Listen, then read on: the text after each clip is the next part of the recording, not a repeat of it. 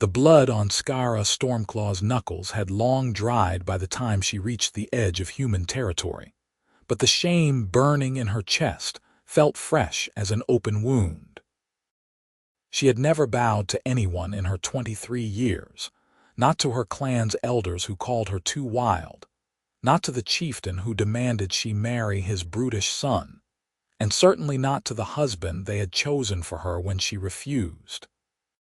So when he had tried to claim her by force in front of the entire clan, she had broken his jaw, shattered 3 of his ribs, and walked away from the only home she had ever known.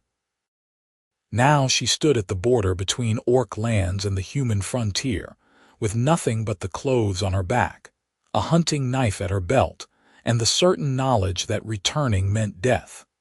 Her people did not forgive such dishonor.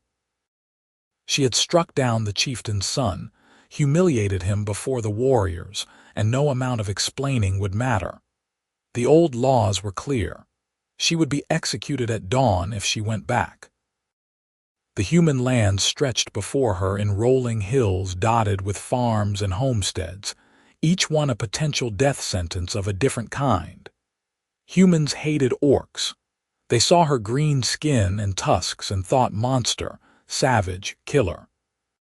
But starvation was a certain death, and at least among humans there was a chance, however slim, that one might show mercy before running her through with a sword. 3 days she spent hiding in the forests that bordered the farmlands, surviving on wild roots and stream water, watching the humans from a distance. She saw how they worked their fields, how they moved in family groups, how they carried weapons even while doing peaceful work. On the 4th day, weakness made her clumsy. She stumbled into a clearing at midday, right into the path of a man carrying an axe. He froze. She froze. For a moment that stretched like pulled taffy, they simply stared at each other. The man was perhaps 30 years old, with sun-darkened skin and brown hair tied back from a face marked by old scars. He wore simple farmer's clothes, but the way he held that axe spoke of military training. His gray eyes were sharp and assessing, and Skaara watched him calculate distances, angles, threats. She saw the moment he recognized what she was, saw his grip tighten on the axe handle. "Please," she said, and hated how her voice cracked with thirst and exhaustion. "I mean no harm. You're orc." His voice was flat, neither cruel nor kind, statement of fact. "Yes." She straightened despite her weakness, refusing to cower. "I am Skaara Stormclaw. I seek no trouble with humans, only passage through your lands." Passage to where? He had not lowered the axe. That was the question, was it not? She had no answer, no destination, no plan beyond survival. "Away," she said finally. "Just away." Something flickered across his face, too quick to read. He studied her for a long moment, and she wondered if this was how she would die, cut down in a forest clearing by a human farmer with sad eyes. She would not run. She had never run from anything. "You are hurt," he said, and it took her a moment to realize he was right. Blood had seeped through the cloth wrapped around her left arm, an injury from her flight through the thorny underbrush. She had forgotten about it in her hunger and thirst. "It is nothing, and you are starving."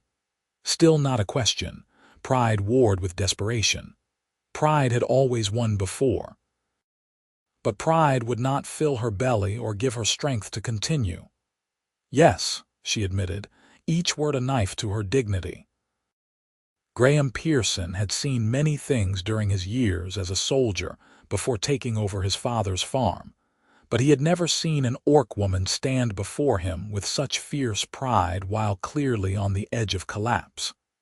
Everything he had been taught said to drive her off, or worse. Orcs were the enemy. They raided human settlements, killed farmers, burned crops.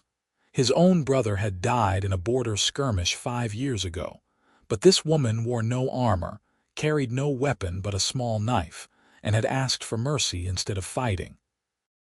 And there was something in her eyes, something hunted and desperate that he recognized from his own reflection in the dark years after the war. "My farm is a quarter-mile east," he heard himself say, and could not quite believe the words coming from his mouth. "I have food and medicine. You can rest there." She stared at him as though he had spoken in a foreign tongue. "Why would you help me?" "I do not know," he admitted, and it was the truth. "Maybe I am a fool. Maybe I have been alone too long and forgotten how to follow sense. But you asked for mercy, and I find I cannot strike down someone who asks rather than demands." For a long moment she did not move. Then slowly, with visible effort, she gave a single nod. "I accept, and I will repay this kindness. I am not asking for repayment. Nevertheless." She swayed slightly, caught herself. "I am not one to take without giving back." He gestured with his free hand, finally lowering the axe. "Can you walk?" "Yes." But when she took a step, her legs buckled. Graham moved without thinking, catching her before she hit the ground.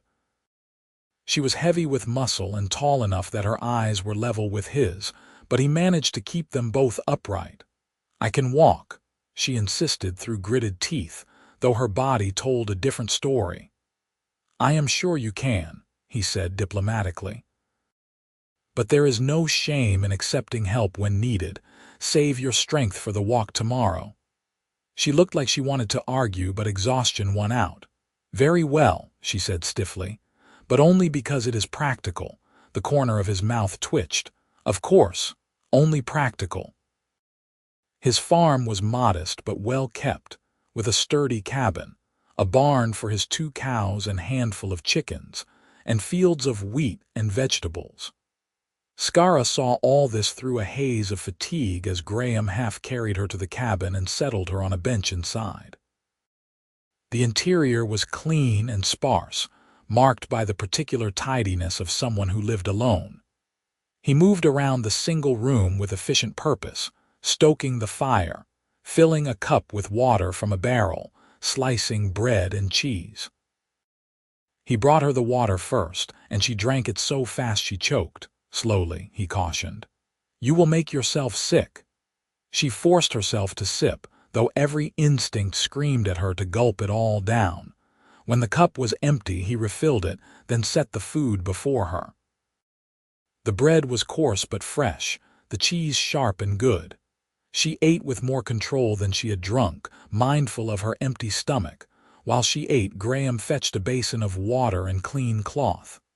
"Your arm," he said. "May I?" The request surprised her. In her clan, healers simply took charge, expecting obedience. This asking felt strange. "Yes," she said, extending her arm. He unwrapped the dirty cloth carefully, his touch surprisingly gentle for someone with such calloused hands.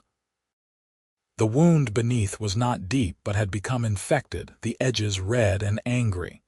He cleaned it with steady patience, and though the water stung, Skaara made no sound. She had endured worse. "This will hurt," he warned, reaching for a small bottle of clear liquid. "I can bear it." He poured the liquid directly into the wound, and this time she could not quite suppress her sharp intake of breath. It felt like fire racing through her veins. But Graham's hand was steady on her wrist, holding her arm still, and there was something oddly comforting in that steadiness. "The worst is past," he said, wrapping the wound with clean linen. "Keep it dry and clean. I will check it tomorrow. You have medical training." "Not a question. I was a soldier. You learn to tend wounds or watch your friends die." His voice carried an old grief. "You do not fight anymore." "No. My father died 3 years ago and left me this farm. I find I prefer growing things to killing them." He stood, gathering the soiled cloths. "You should rest. There is a bed in the loft. I will sleep down here." "I cannot take your bed." "You can and will. You are injured and exhausted." He spoke with the same flat finality he had used when first identifying her as Orc, a tone that somehow invited no argument. "Sleep, Skaara Stormclaw.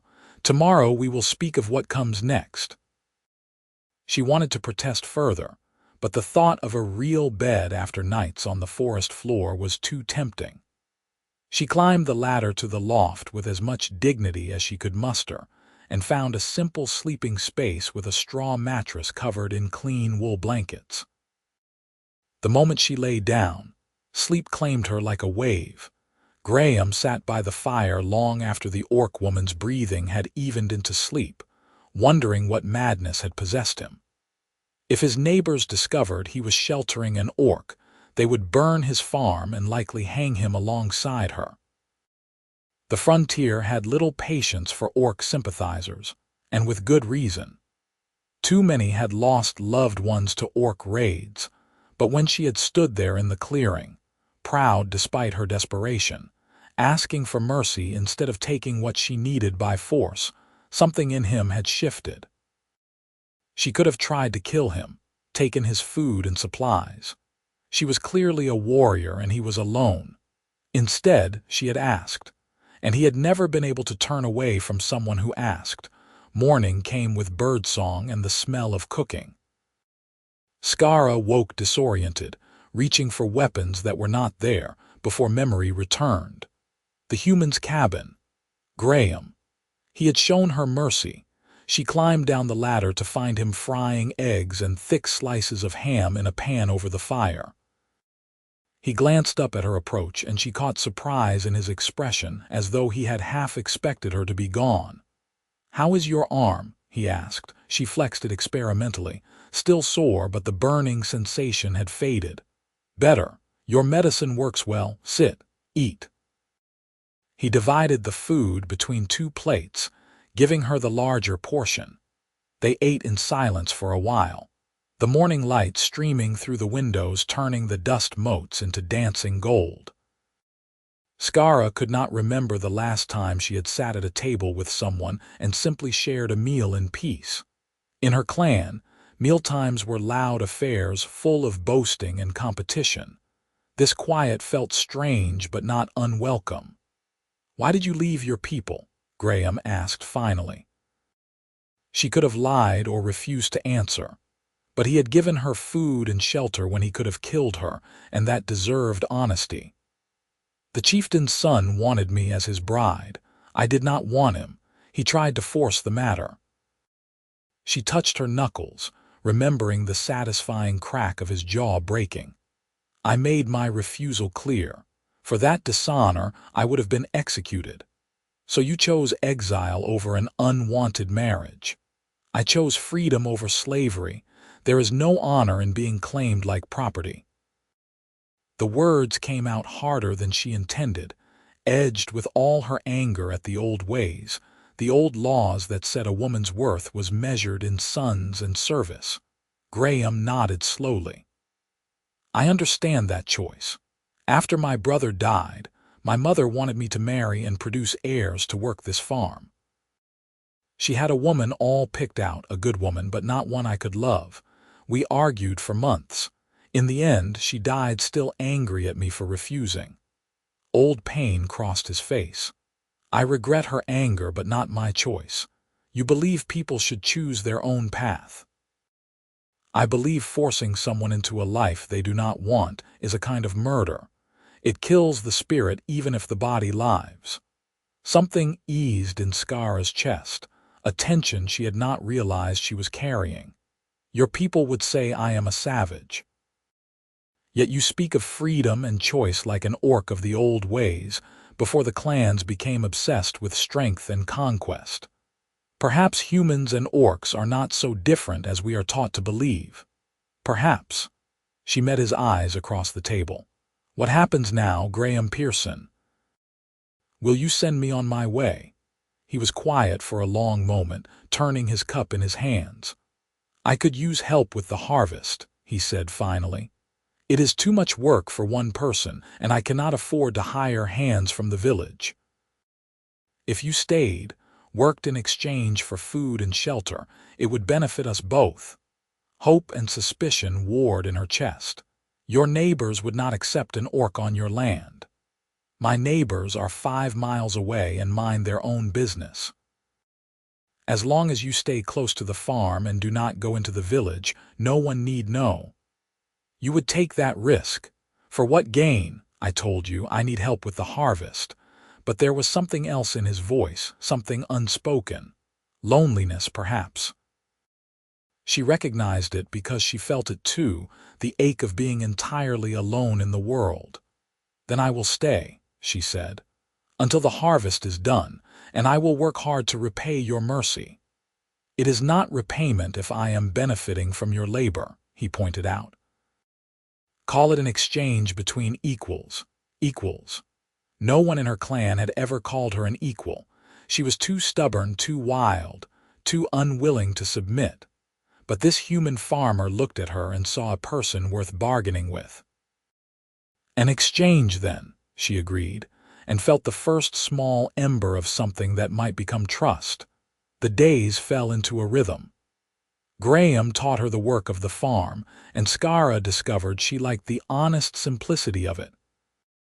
There was no deception in planting or harvesting, no political maneuvering.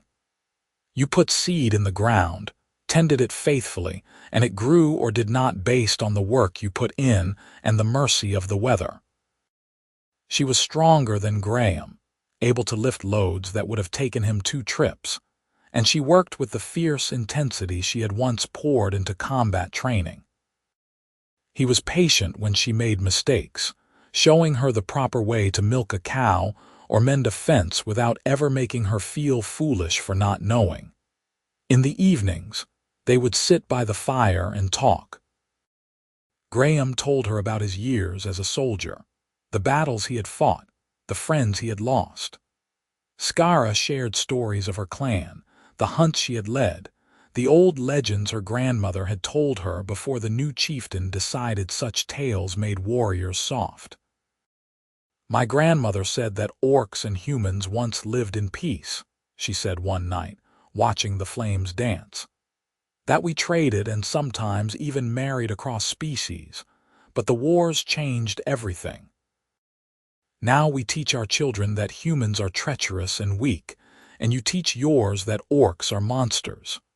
War makes monsters of everyone, Graham said quietly. I have done things I am not proud of, things that made sense in the moment but haunt me now. The man I was at 20 would be ashamed of the soldier I became. But you stopped. You chose a different path. Only because I had the luxury of choice. Many do not. He looked at her, firelight catching in his gray eyes. You chose too when you could have stayed and submitted. Submission is not in my nature. I have noticed. There was warmth in his voice, almost amusement. You argue with me about everything. I do not argue. I simply point out when you are doing things inefficiently. Like when you reorganized my entire barn without asking. It makes more sense now. The tools are grouped by function, not randomly scattered. I knew where everything was before. You knew where everything was buried. Now you can actually find them. She crossed her arms, fighting a smile. You are welcome, he laughed, and the sound surprised her. She had not heard him laugh before. It was a good sound, warm and genuine. You are right, he admitted. It is more efficient now, but you are still argumentative, and you are stubborn. We make quite a pair then. The words hung in the air between them, carrying more weight than Graham had intended. Skaara felt something shift in her chest, a flutter like bird wings. She told herself it meant nothing, that she was simply grateful for his kindness. But gratitude did not explain why she found herself watching him work, noticing the strength in his shoulders or the concentration on his face when he was mending something. Gratitude did not explain the warmth that spread through her when he smiled at her across the dinner table. This was dangerous territory. She was orc and he was human, and such things were forbidden by both their peoples. Even entertaining the thought was foolish. But the thought persisted anyway, growing stronger with each passing day. 2 months after Skaara had arrived, autumn came to the frontier in a blaze of color. The harvest was in full swing, and they worked from dawn until dusk, bringing in the wheat. It was hard, exhausting labor, but there was satisfaction in it, and Skaara found herself happier than she had been in years. She was hauling another load to the barn when she heard horses approaching. Graham heard them too, his head snapping up with sudden wariness. He set down his scythe and moved toward her. "Hide," he said quietly. "Quickly." She wanted to argue, but the urgency in his voice stopped her. She slipped into the barn, pressing herself against the wall where she could see through a gap in the boards. 3 men rode into the farmyard, all armed with swords and bows. They wore no uniform but had the hard look of mercenaries or bounty hunters. Graham stood in front of his cabin, arms crossed, expression neutral. "Help you gentlemen," he called out. The lead rider, a scarred man with cold eyes, leaned forward in his saddle. "We are looking for an orc, female, green skin, about your height. Seen anything like that around here?" Skaara's blood went cold. They had tracked her somehow. Whether sent by her clan or simply opportunistic hunters looking to collect a bounty, it did not matter. If they found her, she was dead, and Graham might die just for harboring her. "An orc," Graham said, his voice perfectly level. "No, why would an orc come to a human farm?" "Witnesses saw one heading this direction 2 months back. We have been checking all the farms in the area." The rider's eyes narrowed. "You are sure you have seen nothing?" "I am alone here. If an orc had come to my farm, I would have noticed." Graham's hand rested casually near the knife at his belt, a subtle reminder that he was not unarmed. "Perhaps your witnesses were mistaken. Perhaps." The rider did not sound convinced. "You mind if we look around, just to be thorough?"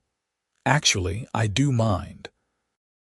This is my land and you have no authority here." Graham's voice hardened. "If you were soldiers or lawmen, I would cooperate. But you are bounty hunters, and I do not let armed strangers search my property." The 3 men exchanged glances. For a moment, Skaara thought they would attack, and she gripped her knife, ready to burst from the barn and fight beside Graham. But after a tense pause, the lead rider shrugged. "Fair enough. But if you do see anything, there is 100 gold bounty. Think about it." He wheeled his horse around, and the 3 men rode off. Graham did not move until they were out of sight. Then he sagged slightly, tension draining from his shoulders. "You can come out now," he called. Skaara emerged from the barn, her heart still pounding. "You lied for me. If they had found me, they could have killed you for harboring an orc." "Yes." He met her eyes steadily. "They could have. Why did you take that risk? 100 gold is a fortune." "Is that what you think?" Anger flashed across his face, the first real anger she had seen from him. "That I would betray you for money. I do not know what to think." The words burst out of her, all her confusion and fear and the strange, terrifying warmth that had been growing in her chest. "I do not understand you, Graham Pearson. I am orc. Your people killed your brother. Yet you shelter me, feed me, protect me from hunters. Why? What do you want from me?" "Nothing." He closed the distance between them, and she could see the emotion roiling in his gray eyes. "I want nothing from you except what you freely give. I protected you because sending you to your death for money would have been a betrayal of everything I believe in.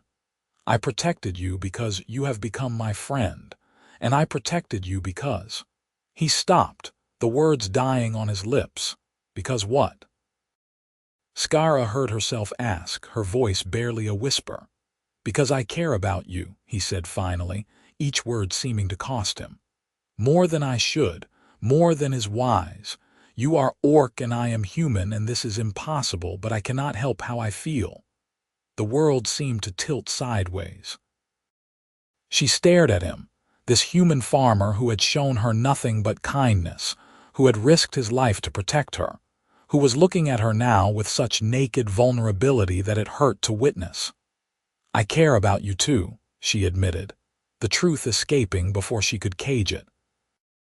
"I did not want to. I told myself it was just gratitude, but it is more than that.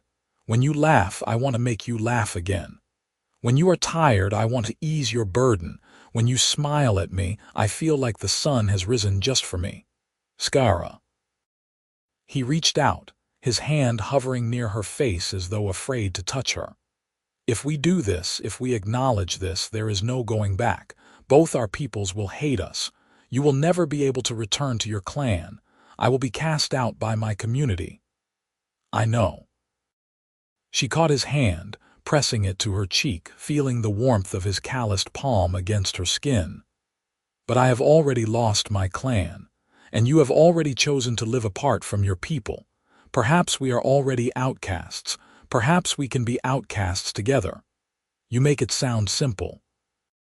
It is simple. It is the rest of the world that is complicated. He laughed, a broken sound that was half sob. Then he pulled her close, and she went willingly, wrapping her arms around him. They stood there in the farmyard, holding each other as the autumn sun painted the sky in shades of gold and crimson. Two impossible people in an impossible situation who had somehow found each other. That night, they talked until the fire burned down to embers, speaking of dreams and fears and what a future together might look like. It would not be easy.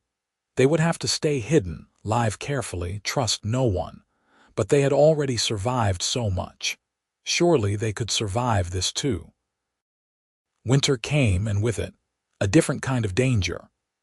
The bounty hunters returned, this time with more men.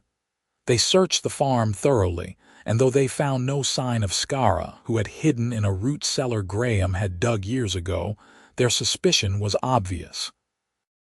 "We will be watching this place," the lead hunter warned. "If we find out you have been hiding an orc, the bounty will not save you. We will burn this farm to the ground with you in it." After they left, Graham and Skaara sat together in the dark, both understanding that the situation had become untenable. They could not stay here forever. Eventually, the hunters would find proof, or a neighbor would visit unexpectedly, or some other disaster would expose them. "We should go deeper into the wilderness," Skaara said. "Find unclaimed land far from both humans and orcs. Build a new life where no one knows what we are. That would mean leaving everything I have built here. I know." She took his hand, lacing their fingers together. "I would not ask it lightly, but I do not see another choice, unless you would rather I left alone." "No." The word was immediate and fierce. "Where you go, I go. This farm is just a place. You are home." The simplicity of those words broke something open in Skaara's chest. In her clan, love was transaction, alliance, political gain. But Graham loved her with a straightforward honesty that asked for nothing but her presence. It was the most precious gift anyone had ever given her. "Then we will go together," she said. "In the spring, when the roads are passable. We will find a place where we can be ourselves without fear." The decision made, they spent the winter preparing. Graham sold what he could discreetly, converting his possessions into gold and supplies they could carry. Skaara used her knowledge of wilderness survival to plan their route, mapping a path that would take them far from settled lands into the wild frontier, where neither human nor orc held sway. On the last night before they planned to leave, Skaara found herself unable to sleep. She stood in the doorway of the cabin, looking out at the farm that had been her sanctuary, and felt grief for the leaving mixed with hope for what lay ahead. Graham came to stand beside her, drawn by some instinct that told him she needed company. Having second thoughts, no. Just feeling the weight of leaving, she glanced at him. "You have sacrificed much for me, your home, your safety, your place in the world. I have gained far more than I have lost." He wrapped an arm around her waist, pulling her close. "Besides, you have sacrificed just as much. You left your entire clan. I left because staying meant death or slavery. You leave because of me. I leave because I choose you. There is a difference." He turned her to face him, his expression serious in the moonlight. Skaara, I need you to understand something. This is not sacrifice. This is not some noble gesture that I will resent later. This is me choosing the life I want with the person I love. You did not trap me. You freed me. I love you too, she said, the words still strange on her tongue but feeling more right each time she spoke them. I have never said that to anyone before. Good. Because I am very possessive and would fight anyone else you had said it to. His tone was light, teasing, and she found herself laughing. You could not win that fight. I am much stronger than you. True. I would have to fight very cleverly, using strategy and cunning. Or you could simply ask me not to, and I would honor that request because I am not actually interested in anyone else. That would be much simpler, he agreed and kissed her. They left at dawn, two figures on a single horse, heading into the wilderness with everything they owned packed into saddlebags. Behind them, Graham's farm stood empty, waiting for whoever would claim it next. Ahead lay uncertainty, danger, and the promise of freedom. The journey was hard. They traveled through forests and over mountains, avoiding settlements and staying off main roads. Twice they encountered orc hunting parties and had to hide until they passed. Once they stumbled into a human trapper's camp and had to talk their way out, claiming Skaara was Graham's indentured servant, a half-orc he had bought legally. The trapper was suspicious, but let them go. Through it all, they supported each other.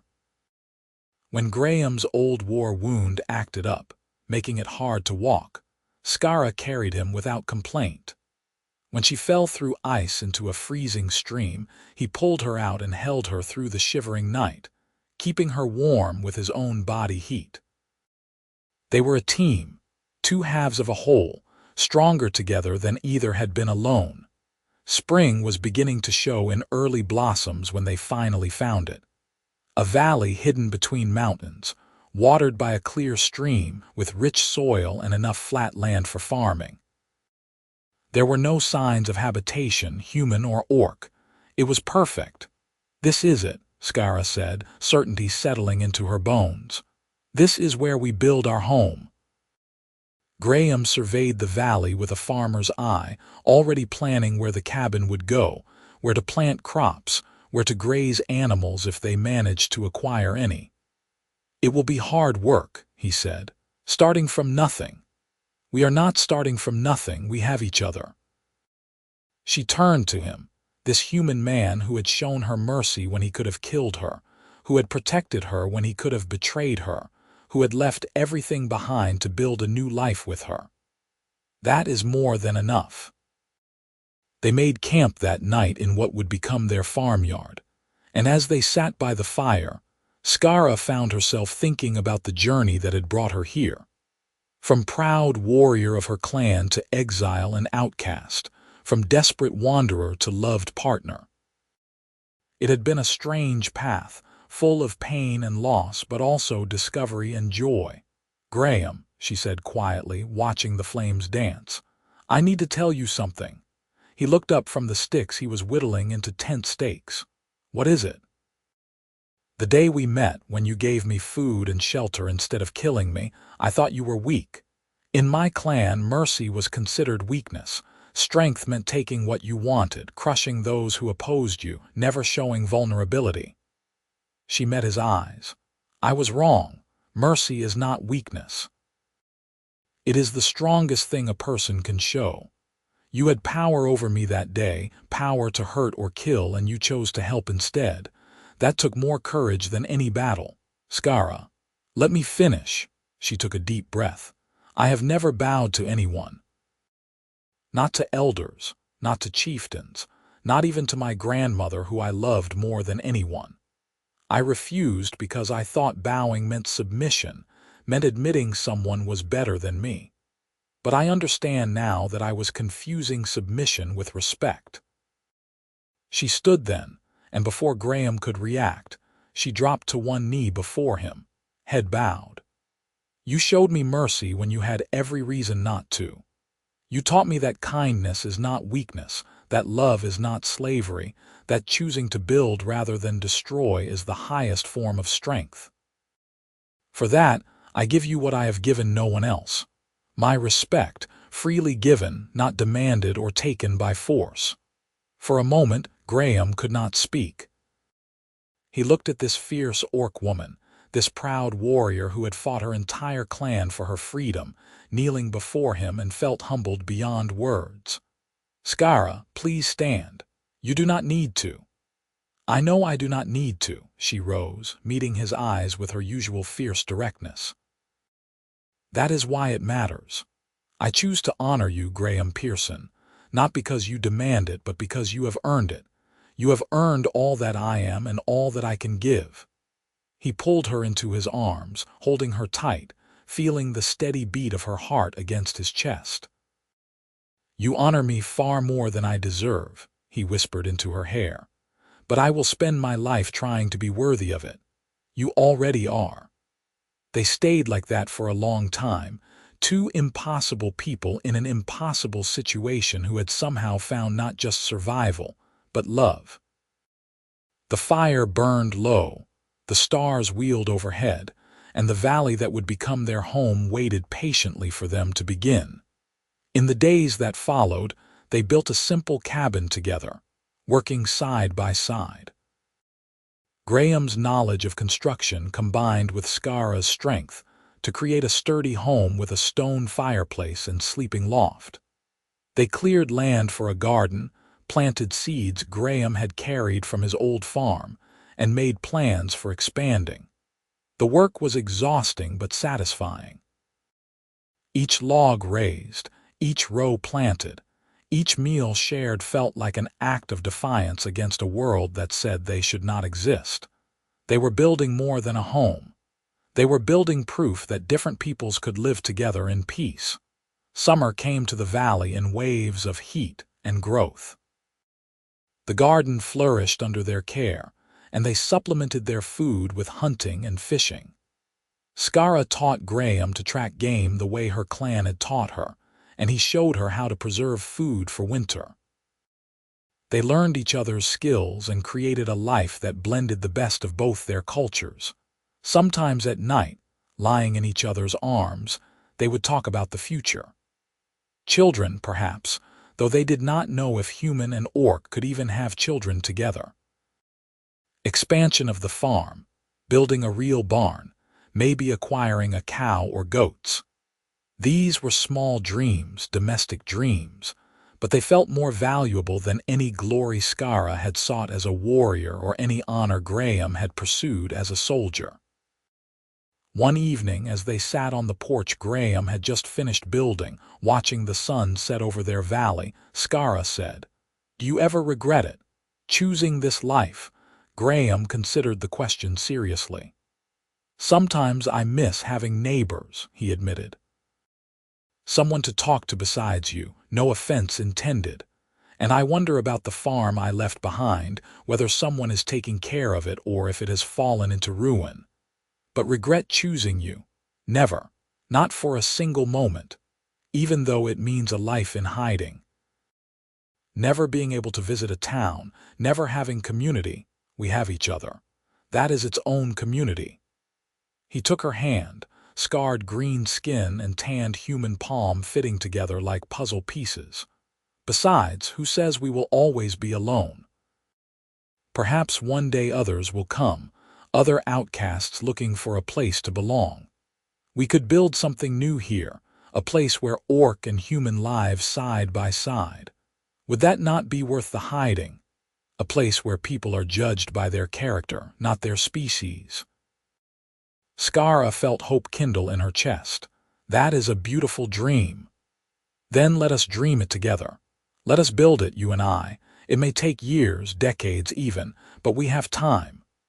She leaned against him, feeling the solid warmth of his shoulder, listening to the evening birds call across the valley. "Yes," she agreed. "We have time, and we have each other. That is more than enough."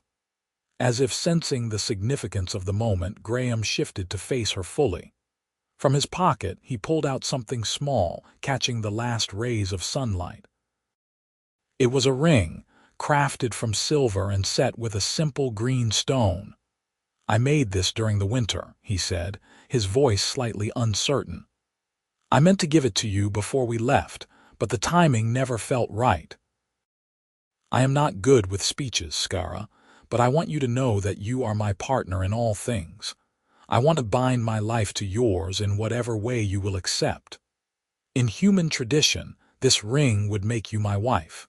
If your people have a different custom, we can honor that instead.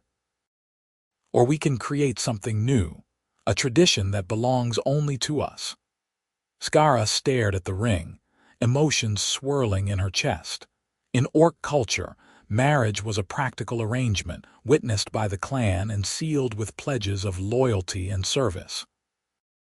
But they had no clan to witness them, and she had no desire to pledge service. What they had was something different, something precious and rare. "Among my people," she said slowly, "there is an old tradition, older than the clans from the time of the first orcs. They believed that two souls could be bound together through choice alone, that love was the only witness needed. They would speak their promises under the open sky, with the stars as their only audience, and it was considered sacred." She looked up at Graham. "I would like that. I would like to make our own promises, witnessed by nothing but the land we have claimed in the sky above us." "Then let us do that." He stood, offering her his hand. "Here now in this place we have built together." They moved to the center of their small yard, the cabin behind them and the valley spread before them. The sky was deepening to twilight, stars beginning to emerge. They stood facing each other, hands clasped, and for a moment just looked at each other, really looked, seeing all that they had been and all that they were becoming. Graham spoke first. "Skaara Stormclaw, you came into my life when I needed purpose and gave me something worth fighting for. You are fierce and stubborn and proud, and I love every bit of that. I promise to stand beside you, not above or below, but as an equal partner. I promise to choose you every day, for all my days.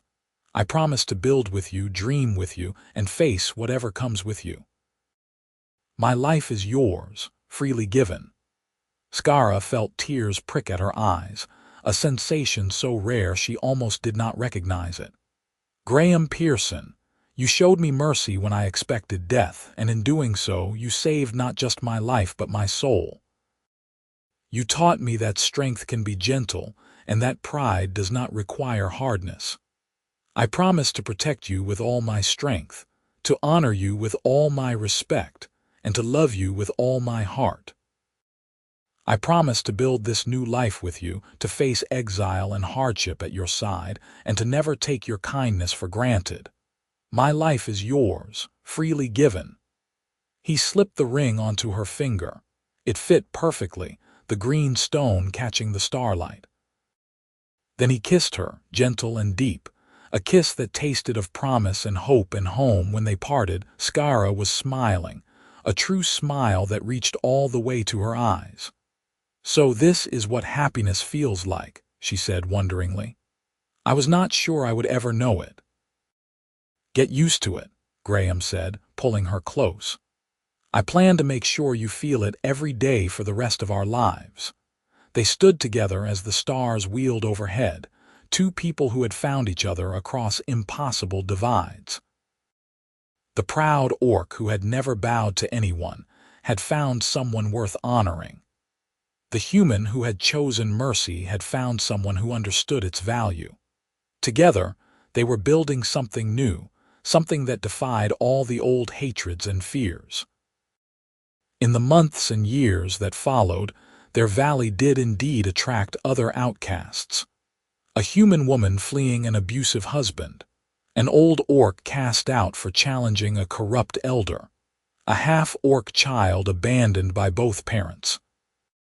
One by one, they came, drawn by rumors of a place where species did not matter, where kindness was valued over strength, where people were judged by their actions rather than their ancestry. Graham and Skaara welcomed them all. and together they built a community unlike any other in the world. There were struggles, certainly. Old prejudices died hard, and learning to live together required patience and compromise from everyone. But slowly, stubbornly, they proved it could work. 10 years after that first meeting in the forest clearing, Skaara stood on the porch of their now expanded home, watching children play in the yard below. Some were human, some orc, some mixed heritage, but all were laughing together without thought to what made them different. Beside her, Graham bounced their daughter on his knee, a green-skinned, gray-eyed miracle that had shocked them both when she was born healthy and strong. "We did it," she said softly. "We actually built something that matters." "You doubted." Graham's tone was teasing. "Every day for the first 5 years." She leaned against him, still marveling at how perfectly they fit together. "But you were right. Others did come, and now look at what we have created." "What we created," he corrected. "I could not have done this alone. Neither could I." She kissed the top of their daughter's head, breathing in the sweet baby smell. "We were always meant to be partners. For all our days," he agreed, echoing the promise they had made to each other under the stars. "For all our days." As the sun set over their valley, painting the sky in familiar golds and crimsons, Skaara felt a deep contentment settle into her bones. She had left her clan seeking freedom and found so much more. She had found purpose, community, family, and love. She had found a place where her strength was valued but not demanded, where her choices were her own, where she could be fierce and gentle, warrior and builder, orc and simply herself. She had found home. And it had all begun with a single act of mercy, a choice to help rather than harm, to build rather than destroy. That mercy had changed everything, had rippled out to touch dozens of lives, had created a place where old enemies could become friends and lovers and family.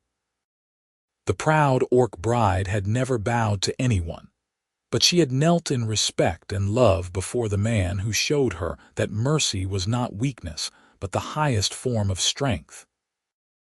And in choosing each other, they had changed not just their own lives but the world around them, one small act of kindness at a time.